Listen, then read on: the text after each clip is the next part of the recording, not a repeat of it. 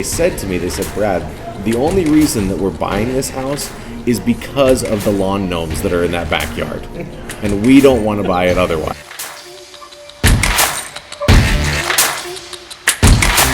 But hey, you were supposed to leave that washer and dryer. It was in the purchase agreement that you would leave it. Now the buyers have gotten there. There's no washer dryer, so they're kind of angry about it. So they said to me, well, Brad, there was a lot going on. We didn't really read that in the purchase agreement. I understand we signed and initialed and dated it and everything else. But then, so finally, to kind of end the topic or end the question, Mr. Seller said to me, Brad, I'd still like to be your friend. Even though I took the washer. Even though I took the washer and dryer. So that was his way of telling me, you figure this out somehow, because we're not bringing the washer and dryer back.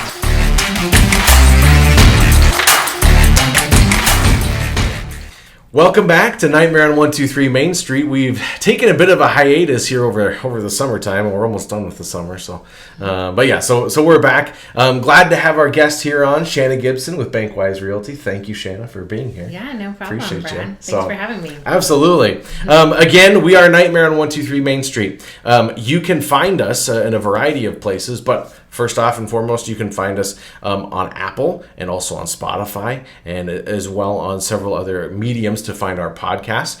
Also on our YouTube channel, Nightmare on 123 Main Street, and our Instagram at Nightmare on 123 Main Street. Easy place, always just Nightmare on 123 Main Street.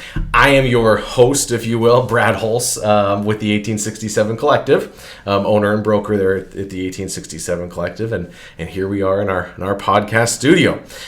We, in general, this is our podcast about scary real estate stories. We use the term scary kind of loosely. Maybe they were scary at that point in time. Now it's more just kind of like we maybe kind of laugh about it, joke about it, gasp about it, sort of a thing. But really, there's a lot of crazy things that happen in real estate. We just kind of roll with it for the most part. Sure. We have to. But so it is. It's a lot of just more fun in the end. So that's what this is intended for. Bunch of fun. We're not here to embarrass anybody or call anybody out by any means. We just have some fun on this podcast. So hopefully you enjoy the stories that we tell, and if you have any stories of your own, feel free to shoot us a message or two. We'll be happy to maybe even talk about them here in one of our podcasts. Okay, so guest today, Shanna Gibson. Shanna, you have been in real estate for how long? I'll be going on 4 years in November. Cool. So, yeah. Awesome. Yeah. So 4 years. So 2018. Yes. Roughly, right? So I still consider myself a little bit of a baby in real estate. Yeah. Got a lot to learn, but you're never done learning, I guess. Well, I tell you, embarrass you just a little bit. From the outside looking in, you don't seem super new. I always very impressed with everything that Shanna puts out there in terms of your marketing and things. You seem pretty polished, Shanna. You do a good job, so that's always a good thing. Thanks, absolutely, of course, yeah, absolutely. So, tell us a little bit about your business and kind of what you're involved in, and how can people find you even? Yeah, well, I have Facebook, a Facebook work account, and then I have Instagram. I don't really do Instagram a lot, so you won't see a whole lot on there. And then I have a website, a couple different websites, BancWiseRealty.com, and then I also have one that's kind of a through HomeSnap. So my tag is Nebraska Real Estate Girl. I can't believe someone didn't already take that. Yeah, right. But that's well, good for you though. Good opportunity. Yeah, so I try to hashtag that when I can, and I don't know. I mostly just need young people to help me figure that stuff out. Right. Yeah. Absolutely. Oh, of course. Yeah. I mean, it is. This is a different world for us in terms of using social media and using it effectively, of course, as well. So. Yeah. Yeah, no, I get that. Well, good. Well, cool. Well, we were kind of chatting back and forth just a little bit here before the show about scary stories and what different people have told and what I haven't told even. And so, again, we keep this anonymous. We don't tell names. We don't tell addresses. We just keep things kind of anonymous here. So again, not to embarrass or call anybody out. But so you've got a story for us. I do. So, okay, well, I'll maybe even just stop talking and let you start talking about it. Okay. Well, I was trying to think of one that would be good, relevant, not too horrible. Yeah. But the one I guess I came up with it was about last year at this time. I was the listing agent on this transaction. And so it was summer. It was a under $200,000 house, so several showings, a few different offers to go through. We ended up accepting this offer, and I always try to touch base with the lender, make sure things are good throughout Absolutely. the process, Yeah. title company, that sort of thing, make sure everyone has everything they need. Sorry to interrupt you, but No, you're side okay. note, I mean, that's in my opinion one thing that a good realtor does, and one of the reasons that people hire us is we kind of take care of everything. Yeah, We oversee we want to try to everything. minimize that risk, and Absolutely. everyone leaves happy. You know, I want the buyer happy, I want the sellers happy, Definitely. agents, everyone's happy at the end. Then we've done our job. Absolutely. So this yeah. wasn't that. So yeah. that didn't happen on this one.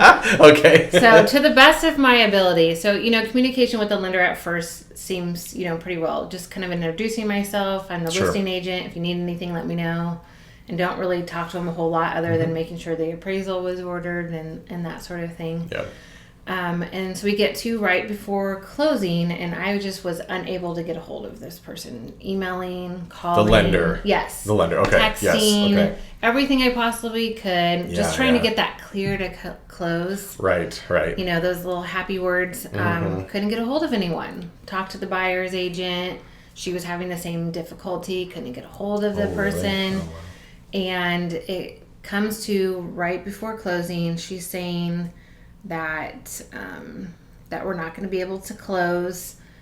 We're going to have to Okay. delay it. She needs some other documents signed and some other thing. And I'm like, okay, well, that's fine. We'll just, you know, Right. it automatically goes on another 14 days for lending, and so Right. we'll get this figured out. Sure. No super alarming messages at that time. Right. So yeah. then we get into that extended time, and we find out that the debt to income ratio is not where it needs to be, Okay. and the buyer's not going to be able to purchase the home.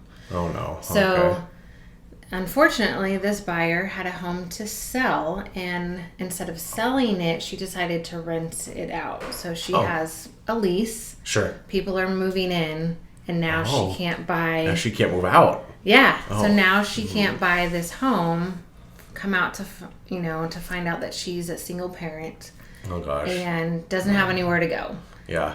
And all of this stuff with the lender, I felt like it could have probably been discovered early on in the transaction process. yeah. You know, these are things that conversations that we could have had. Sure. And, you know, going back to the agent saying, you know, what do you know about this? What has the buyer been told? And come to find out that she was borderline getting approved this whole time, but nobody knew, not even the buyer. The buyer had no idea that she wasn't going to be able to possibly be able to purchase the home. Otherwise, she wouldn't have leased Well, right. Yeah. her At least home, her house. or maybe she would have Jeez, sold it yeah. instead, or you Right. know, whatever different things. So that was really hard. Yeah. And it was kind of weird because at the time, so this was an investment property for my client. So Oh, okay. they had tenants. The tenants had already moved out, and so they ended up just selling it to an investor. They, you know, this whole process Oh, gotcha. left Right. a bad taste in their mouth. They were Right. not getting any income from the property. Sure. And just kind of wanted to be done with it. And it was just one of those situations that Yeah. I felt like could have been prevented, but it Sure. Yeah. ended right. up being bad for all of parties involved. Yeah. And I don't like to disappoint a client. Sure, And, yeah. You know, Oh, I yeah. actually felt horrible for the buyer. Right. You know, I never met the person, but I just felt horrible for her situation and what she was going to have to. Yeah. Right. Go through. And then I go mean- through. Oh wow. Yeah. So trying to find a rental at the last minute or whatever situation she was going to have was just not ideal. Yeah, So- right. Yeah. Oh yeah. I mean, and it's always, there's always these, like, I don't know, I feel like there's these unwritten signs, right? Where it's like, and that's one of them. When you can't get a hold of a lender right close to closing, that's a bad sign. Yeah, it makes you really Right? nervous, and you're like assuming, you assume the worst. If I can't get a hold of you, what's wrong? Yeah, And yeah. like just no communication, and Right. I can't prepare my client for bad news if I don't know that Yeah. it's coming, and Right. we just were very blindsided with that whole Sure. Oh, sure. Yeah. Right. situation. Yeah, and it is. Gosh, it's not the rule, but it's definitely not the exception either. It's somewhere in between where that stuff happens, where you just do. Unfortunately, you have different people within the industry that they, for whatever reason, they want business, and so they purport things that aren't the way they are in order to hope maybe something else will work out in the meantime, and then it doesn't, and then you're left in that situation. Yes. So, oh my God. It does. I mean, and it's a good example of, in that situation, typically in any real estate transaction, you think, okay, well, there's, obviously there's the buyer, there's the seller. Those are the people that affect. But a good example of, well, no, it's not just a buyer and a seller. There was the buyer's tenants. It was the seller's tenants. Right. Right. And so then there's a ripple effect to a ton of other people. Oh, totally. That it's not just so simple as an email that says, oh, hey, P.S., they can't close on the house. Yeah. And I felt like that's the email that I received that day from the lender. Like, I did everything I could. Yeah. Sorry. Yeah, so that gosh. was rough. Yeah, right. Oh, exactly. Oh, yeah. Well, yeah, no, unfortunately that does. That sort of a thing, yeah. Oh, gosh. It just happens, and it's like, it's hard to even, like, portray to our audience and things, the feelings that you get when that happens. And I'm scrambling to, like, go back to these other offers of people that, were interested at that time, because months had passed at this time, and trying to go back to them, are you still interested? And most of them had already purchased another home, and so it was well, yeah, too late by then. Oh, sure.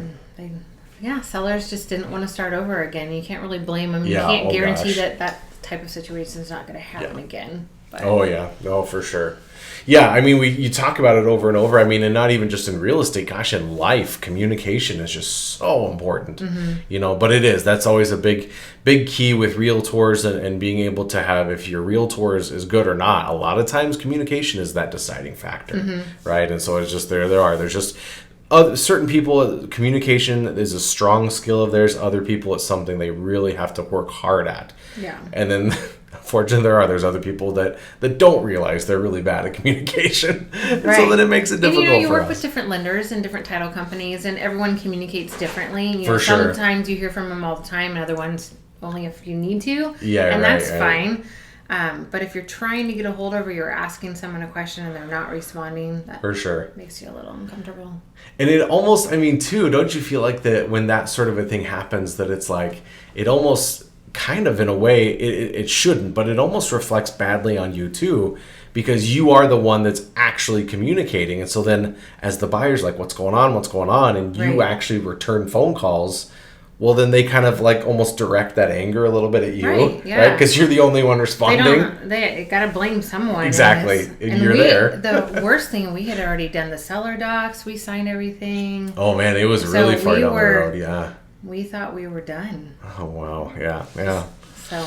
Well, yeah, it does. And unfortunately, the thing to learn from that, I guess, for us, I don't know about for us, I don't know there is much to learn aside from continuing that communication. But it's a good reinforcer, even just for you to continue to do what you do as we try to check with people, check with lenders, check with title companies, and keeping that line of communication open the entire time. Because it's a common misconception of what do realtors do is they get that, you sell the house. As soon as we get an offer, all right, sold, done, and we kind of know it's not even close. Right. We're managing all that stuff in the background, and I try not to involve my clients in that's the day-to-day point, right? messy stuff if there is anything, just because I don't want to necessarily stress them out. But exactly, but typically there is though, right? There's plenty of messy things. So, well, cool. Well, yeah, thank you. Yeah, appreciate the story. Absolutely.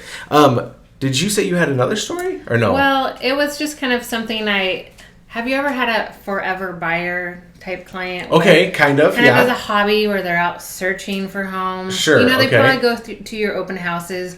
Yeah. But it's worse when they reach out to you personally. You even go to the trouble of giving them a market analysis because you think they're going to be selling their house. Sure. Yeah. You're showing them several other homes. But they probably really have no intention of buying. Of actually buying, yeah. Gotcha. I had one that had been through a couple other agents prior to coming to me.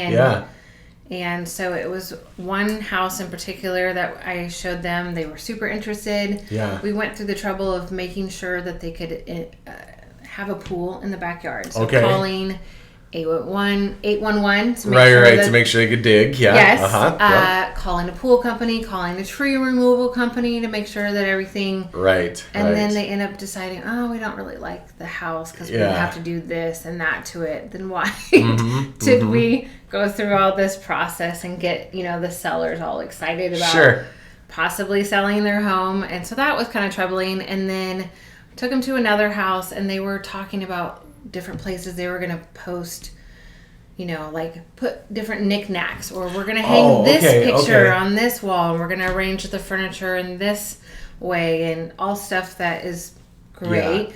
And you kind of do need to have a mental picture about, will my stuff fit in here? Right. But not to like the super detail that we need to decide where every little piece of furniture is going to go before we decide if we want to buy the home. And, right, sure, yeah.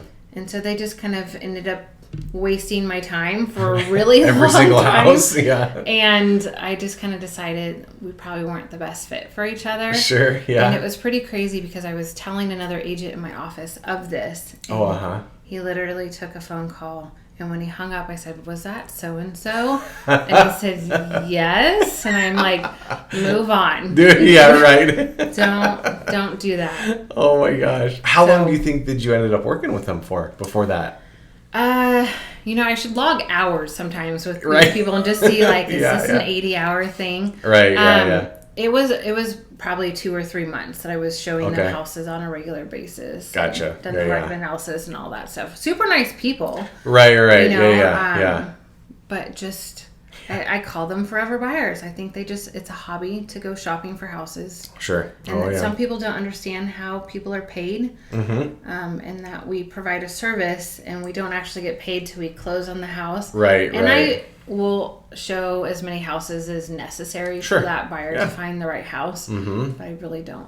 I bet if I looked them up today, they would still be living in the same house that I did the market for. And who knows how many agents they've spoken Probably to, after this, you're going to go do that too, aren't you? I might, just out of curiosity.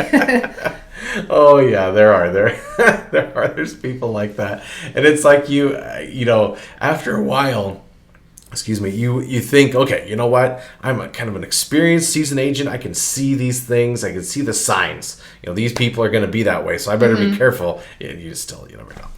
People just pop up like that. You honestly never know. Oh my gosh. Well, cool. Well, hey, thank you again for being here and telling us a couple of stories. Appreciate you here. Again, you can follow the podcast here at Nightmare on 123 Main Street on Instagram, or also on YouTube. You're able to find us there. Find my company, the1867collective.com. And Shanna, you can find Shanna a couple of different spots. Go ahead and tell people again. Yeah, Facebook, Instagram, websites. Just Google my name. It'll pop up. Probably the best idea. Yeah, right. Yeah, exactly. Good. Well, thank you again, Shanna. Appreciate you. Brad. Again, please do tune in next time. Listen to us. View us as much as you can and want to. If interested, have questions or stories that you'd like to tell, please reach out and we will definitely have you on and definitely be there. Until next time, thank you.